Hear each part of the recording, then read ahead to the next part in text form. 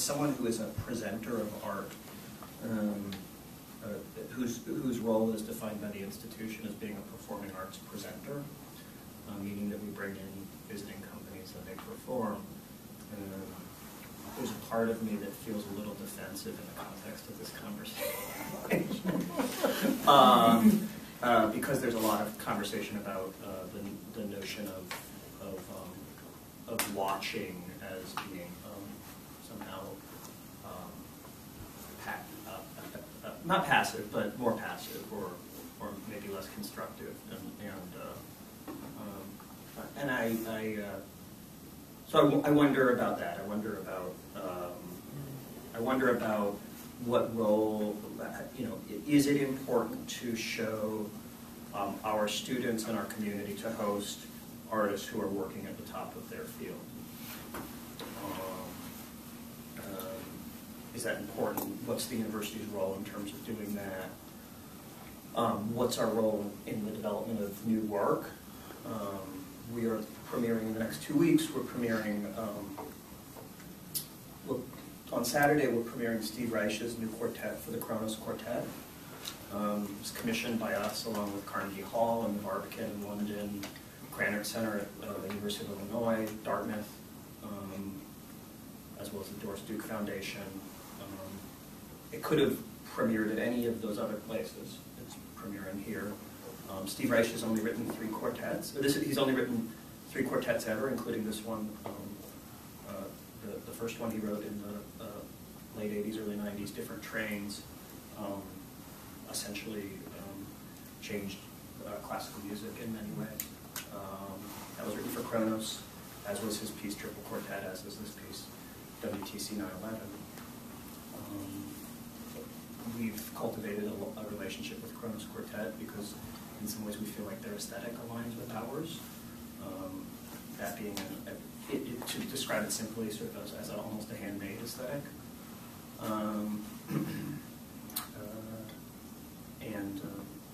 We could go on and on about that, but we're commissioning a piece. We're doing an event this evening at the Pinhook in downtown Durham. We've done a series of these listening events, and so it's Steve Reich and David Harrington, who's the artistic director of Kronos Quartet, and it's moderated by Steve Jaffe, who's a composition professor here, distinguished composition professor,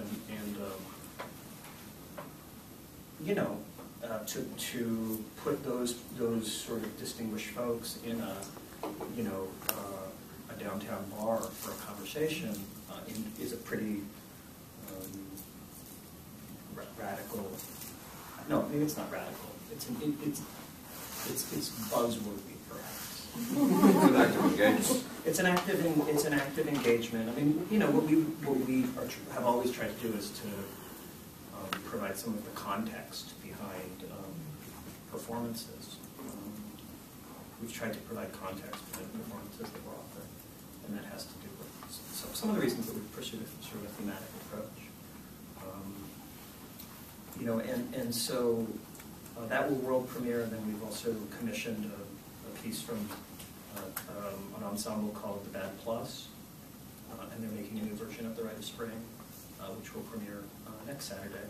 And they've been involved over the last 2 semesters in a pretty substantial engagement with both the Durham community and with the graduate PhD program in composition, which is, until the MFA launches, the only terminal creative arts degree at Duke.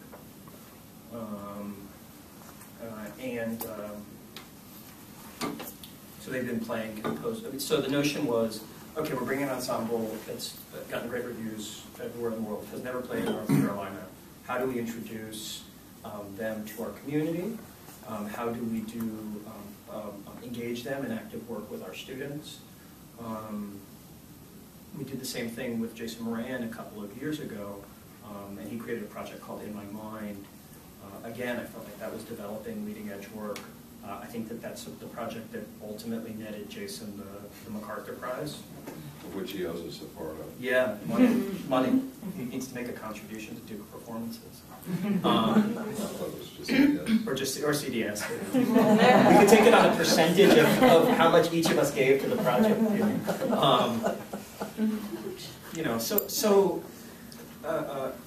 but I guess I would, you know, so I think that those are interesting things, right? So I think those are interesting projects and things that we participated in and developed, and I wonder sometimes at Duke, and here's me being a little gloomy, right? You know, at some level, we all need to describe what our engagement is going to be with the community, and that needs to be part of the way that our work is evaluated, right? So if engagement with the community is not part of the evaluation process of whether Duke Performances is successful, then we're doing it because we feel it's a value, it's an important value of our work, but you know, it's hollow. If that's not part of the larger picture of what Duke Performance's mission is, it becomes hollow. I mean, if you look at the strategic plan, say from about 5 years ago, Duke Performances is described, and the way it's described is that we should bring world-class artists, and they should be here and they should participate in residencies here. That's it. Period. Right. So it's like. That's a strange mandate, you know.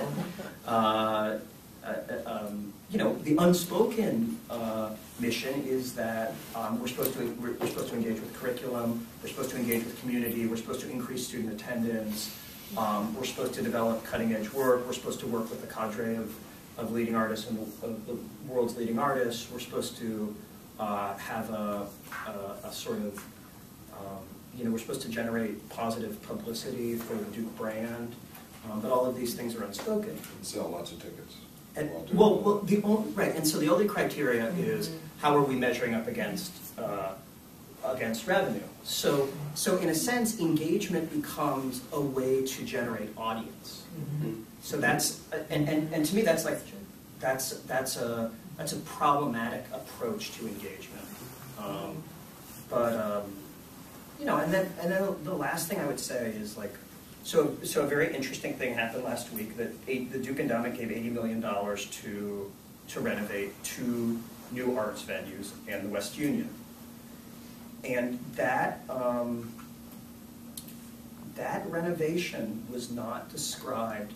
That donation was not described as a gift towards the advancement of the arts at Duke.